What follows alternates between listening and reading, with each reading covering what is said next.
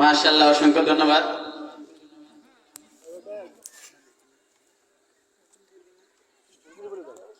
এর পর্যায়ে আমাদের সামনে মূল্যবান কোরআন এবং হাদিস থেকে আলোচনা নিয়ে আসছেন হাফেজ মাওলানা শাকিল হোসেন। হাফেজ মাওলানা শাকিল হোসেন।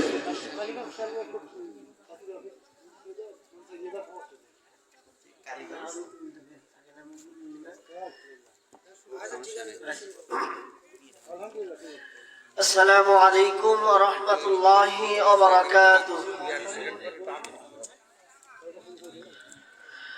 الحمد لله نحمده ونستعينه ونستغفره ونؤمن به ونتوكل عليه ونعوذ بالله من شرور أنفسنا ومن سيئات أعمالنا. من يهده الله فلا مضل له ومن يضلله فلا هادي له. ونشهد أن لا إله إلا الله وحده لا شريك له. ونشهد أن سيدنا ومولانا محمدا عبده ورسوله الذي أرسله بالحق بشيرا ونذيرا وداعيا إلى الله بإذنه وسراجا منيرا. فقد قال الله تعالى في كلامه المجيد والفرقانه الحميد. أعوذ بالله من الشيطان الرجيم. بسم الله الرحمن الرحيم. ملة أبيكم إبراهيم هو سماكم المسلمين. إن الله وملائكته يصلون على النبي يا أيها الذين آمنوا صلوا عليه وسلموا تسليما. اللهم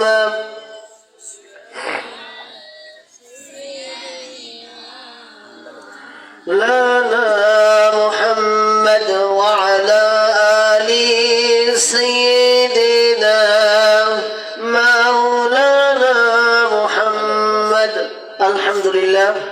আল্লাহ সুবহানাহু ওয়া তাআলার দরবারে লাখ কোটি শুকরিয়া যে আল্লাহ রাব্বুল আলামিন আজকের এই তাফসীরুল কোরআন মাহফিলে আসার মতো সুযোগ করে দিয়েছেন এবং আপনাদেরকে এসে কিছু কোরআনের কথা শোনার তৌফিক যে রব্বুল আলামিন করে দিয়েছেন, আমরা দিল খুলে শুকরিয়া আদায় করি। সকলে বলি আলহামদুলিল্লাহ। যেনাকে সৃষ্টি না করলে আল্লাহ রাব্বুল আলামিন আসমান জমিন কোনোটাই সৃষ্টি করতেন না, সেই নবীর প্রতি আমরা দরুদ প্রেরণ করি। সকলে বলি সাল্লাল্লাহু আলাইহি ওয়াসাল্লাম। প্রিয় ভাইরা, অনেকে দেখছি রাস্তায় ঘোরাফেরা করছেন এবং বাজারে যেই মেলা যে দোকানগুলো রয়েছে এই দোকানে অনেক মানুষ অনর্থক অনর্থক কথাবার্তা বলছেন, অনর্থক সময় নষ্ট করছেন। এই সময়গুলো নষ্ট না করে আপনারা তাফসীরুল কোরআন মাহফিলের এই বাগিচায় জান্নাতের এই মজলিসে আপনারা চলে আসেন। পর্দার আড়ালে আমার সম্মানিত মা এবং বোনেরা, আমার আলোচনা যেহেতু আমি ছোট্ট একটি আয়াতে কারিমা তেলাওয়াত করেছি, আয়াতে কারিমার কিছু আংশিক অংশ আমি তেলাওয়াত করেছি, এখান থেকে কিছু কথা বলে আমার আলোচনা আমি শেষ করব। যেহেতু আমার পরে অনেক বক্তারা রয়েছে, তারা আলোচনা করবে, সেটা তো শোনার দরকার, ঠিক কি না? সবার আলোচনা শুনতে হবে। যাই হোক, আজকে জানতাম না যেটা আজকে আমার নসিবে আছে। যাক, আলহামদুলিল্লাহ, আল্লাহ রাব্বুল আলামিন যেন এই কোরআনের পথে আমাদেরকে কবুল করে। আমরা যে আমাদের ভাইরা অসাধারণ ভাবে তারা কোরআনের পথে তারা খেদমত দিয়ে যাচ্ছে। আল্লাহ রাব্বুল আলামিন যেন তাদের খেদমতকে কবুল করে, সকলে বলে আমিন। আমি যে আয়াতে কারিমা তেলাওয়াত করেছি, এই আয়াতে কারিমার আংশিক অর্থ হলো মিল্লাত আবিকুম ইব্রাহিম। আল্লাহ রাব্বুল আলামিন বললেন, ও পৃথিবীর মানুষেরা, তোমাদের জন্য আমি আল্লাহ রাব্বুল আলামিন জাতির পিতা নির্ধারিত করে দিয়েছি। এই জাতির পিতা নির্ধারিত রয়েছে, এরপরে যদি তোমরা কোনো মানুষকে জাতির পিতা হিসেবে গ্রহণ করো, তোমরা তো আর মুসলমান থাকবে না, তোমরা হয়ে যাবে বেঈমান। আল্লাহ রাব্বুল আলামিন ডাইরেক্ট বলে দিলেন মিল্লাত আবিকুম ইব্রাহিম। মিল্লাত, আমাদের জাতির পিতা কে? আমাদের জাতির পিতা হযরত ইব্রাহিম আলাইহিস সালাতু ওয়াস সালাম। দলিল দিচ্ছেন কে? আল্লাহ রাব্বুল আলামিন স্বয়ং নিজেই দলিল দিচ্ছেন মিল্লাত আবিকুম, আমি মানে আমাদের পিতা ইব্রাহিম। আল্লাহ রাব্বুল আলামিন তার নাম ঘোষণা দিয়ে দিলেন মিল্লাত আবিকুম ইব্রাহিম। যেন তেন কোন মানুষের পরিচয়হীন পিতা আল্লাহ রাব্বুল আলামিন কোরআনুল কারীমে নাজিল করে নাই।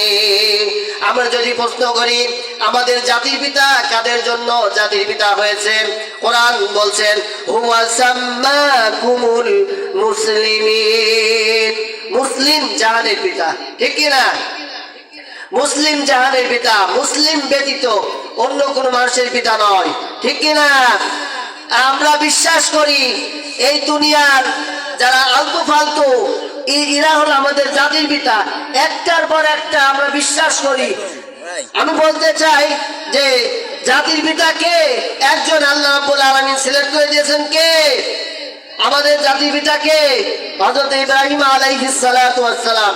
তাই কোরআনুল কারীম বলেন কুনতুম খায়রা উম্মাতিন উখরিজাত লিন-নাসি তা'মুরুনা বিল মা'রুফি ওয়া তানহাউনা আনিল মুনকার।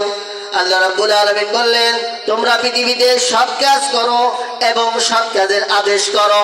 আর আল্লাহ রাব্বুল আলামিন বললেন যারাই সৎ কাজ করবে এরাই হলো আমার কাছে অতি উত্তম উত্তম বান্দা বান্দি। তাহলে সৎ কাজ নিজে করতে হবে এবং অপরদেরকে করার আদেশ করতে হবে। আর যদি নিজে সৎ কাজ না করেন তাহলে অপরকে যদি আপনি সৎ কাজের আদেশ দেন তাহলে কাজ হবে না। হবে বলেন? আমি সারাদিন ধরে ওয়াজ করছি কিন্তু আমার পরিবার ঠিক নাই, তাহলে যদি আমি যে কথাগুলো বলবো এই কথাগুলো জনগণের কোনো যারা ওয়াজ শুনবে তাদের কোনো ফায়দা হবে না। প্রিয় বন্ধুগণ, আমাদের সব দিকে লক্ষ্য রাখতে হবে। আমাদের প্রত্যেকটা কাজ আমাদের আল্লাহর রাজি খুশি করার জন্য করতে হবে। কার রাজি খুশি করার জন্য বলেন? আমাদের পিতা হবে কয়জন? একজন। তাহলে একজন পিতাকে বিশ্বাসী রাখতে হবে কোরআন অনুযায়ী। জাতির পিতাকে হযরত ইব্রাহিম আলাইহিস সালাতু ওয়াস সালাম। অনেকে আবার বিশ্বাস করি খাজা বাবা, শাহ আলী বাবা, গোলাপ শাহ বাবা, বাবার অভাব নাই। তাহলে যদি এত বাবা হয় তাহলে মূল বাবাই তো বাদ পড়ে যাচ্ছে, ঠিক কিনা? আমাদের ঠিক রাখতে হবে জাতির পিতাকে হযরত ইব্রাহিম আলাইহিস সালাতু ওয়াস সালাম।